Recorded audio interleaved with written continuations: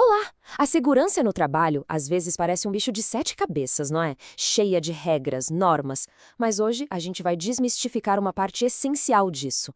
Vamos mergulhar no método que transforma a percepção de perigo em um plano de ação muito claro e objetivo.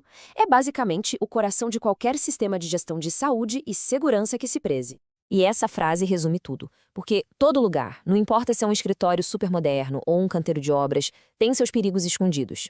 O nosso papo hoje é sobre o processo, o passo a passo que os profissionais da área usam para, literalmente, caçar e neutralizar esses perigos antes que eles virem um problema de verdade. Para começar essa jornada, a gente precisa falar a mesma língua, a língua da segurança. E tem dois termos que, nossa, são confundidos o tempo todo. Só que a diferença entre eles é a base de tudo que a gente vai ver daqui para frente. Então vamos lá, de uma vez por todas, qual a diferença entre perigo e risco? Pensa assim, o perigo é a fonte, é o que tem o potencial de machucar. Um piso molhado, por exemplo, isso é um perigo. Agora o risco é a análise que a gente faz. É a combinação da probabilidade de alguém de fato escorregar naquele piso com a gravidade do tombo. Pode ser só um susto ou algo bem mais sério, entende? Um é a causa, o outro é a medida da consequência. Ok, agora que esses conceitos estão mais claros, vamos conhecer a ferramenta que coloca tudo isso em prática. A gente está falando da análise preliminar de níveis de risco, ou, para facilitar, APNR. A APNR não é só um papel, viu? É um documento vivo. A espinha dorsal de um sistema de gestão de segurança. É o que transforma aqueles perigos abstratos que a gente falou em uma análise superestruturada, lógica. E é um processo contínuo, que precisa da participação de todo mundo na empresa para funcionar de verdade. De forma bem resumida, o processo todo pode ser dividido em 4 grandes etapas. A gente começa olhando para a atividade de modo geral, depois lista tudo o que pode dar errado, avalia o tamanho do problema e, por fim, define o que fazer a respeito. É um caminho bem lógico. Para isso não ficar só na teoria, vamos ver como a coisa funciona na prática. A gente vai decodificar juntos uma PRN de verdade de uma atividade super comum na construção civil, a concretagem. Eu sei. Olhando assim de primeira, essa planilha parece uma coisa de outro mundo, né? Dá até um susto.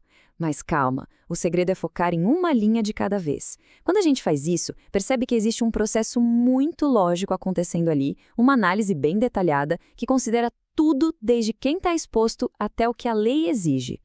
Vamos pegar o primeiro item da lista. O perigo identificado aqui é a descarga atmosférica, ou seja, um raio. E olha só o que vem logo depois, na coluna de dano. As consequências potenciais são bem claras: acidente fatal e queimaduras. É o pior cenário possível. Aí a análise continua. A situação operacional é classificada com a letra E, de emergencial. O que isso quer dizer? Que não é algo da rotina, não é planejado. É um evento inesperado que, se acontecer, exige uma resposta imediata. Ninguém planeja um raio, mas o sistema de segurança precisa estar preparado para ele. Beleza, o perigo foi identificado. O próximo passo é avaliar o nível de risco. Mas como é que a gente transforma um perigo abstrato como um raio em um número, em algo que a gente possa medir e comparar?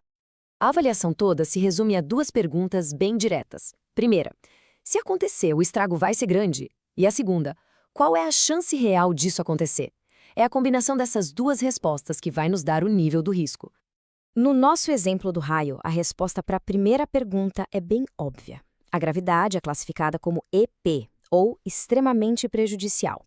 É o nível máximo. Afinal, estamos falando de um potencial de fatalidade. Não tem como ser diferente.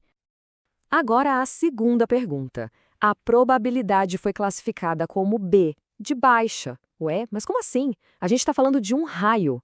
A questão é que já existem controles para mitigar isso. Provavelmente o local tem um sistema de para-raios, tem um plano de emergência. Tudo isso faz com que a chance do evento acontecer e causar dano seja bem pequena. E agora vem o pulo do gato. A gente pega a gravidade e a probabilidade e cruza as duas nessa matriz. No nosso exemplo, uma gravidade extremamente prejudicial com uma probabilidade baixa nos leva para a categoria de risco moderado. É esse resultado que vai ditar os próximos passos. Porque essa categoria de risco moderado, substancial, intolerável, isso não é só um nome bonito. É uma ordem, é uma instrução bem clara sobre o que precisa ser feito a partir de agora. Basicamente, os riscos são divididos em 2 grandes grupos. os aceitáveis e os não aceitáveis. O risco moderado, que foi o nosso resultado, é o último nível ainda dentro da zona aceitável. Mas, atenção, isso não quer dizer que a gente pode relaxar. Significa que precisa de um monitoramento bem de perto. Agora, se a análise apontar um risco substancial ou intolerável, aí a conversa muda completamente. As regras são rígidas e não tem negociação.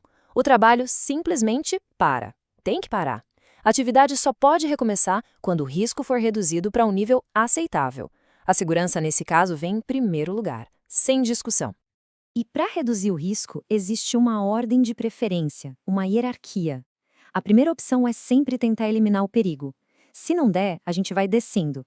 Controles de engenharia, controles administrativos e só lá no final, como última barreira, o famoso EPI, o equipamento de proteção individual. A ideia é resolver o problema na raiz e não só proteger a pessoa. Ufa! Foi bastante informação, né? Então vamos amarrar as pontas e recapitular os princípios mais importantes de toda essa metodologia de segurança. O que a gente viu aqui é uma forma de transformar a segurança, tirando ela daquele modo reativo, de só apagar incêndio, para uma estratégia proativa, baseada em dados. E o mais interessante é que isso se encaixa perfeitamente no ciclo PDCA de melhoria contínua. A gente planeja os controles, executa as ações, checa os resultados e age para melhorar sempre. É um sistema que nunca para de evoluir. Toda essa metodologia que a gente explorou hoje foi detalhada pelo especialista em segurança e sistemas Silvio Batista da Silva. Fica a dica para quem quiser se aprofundar ainda mais no assunto. E tudo isso mostra de uma forma brilhante o poder que uma abordagem estruturada tem. Fica aqui uma reflexão final. Se esse processo fosse aplicado com rigor, quantos perigos que hoje passam despercebidos seriam revelados no nosso próprio ambiente de trabalho?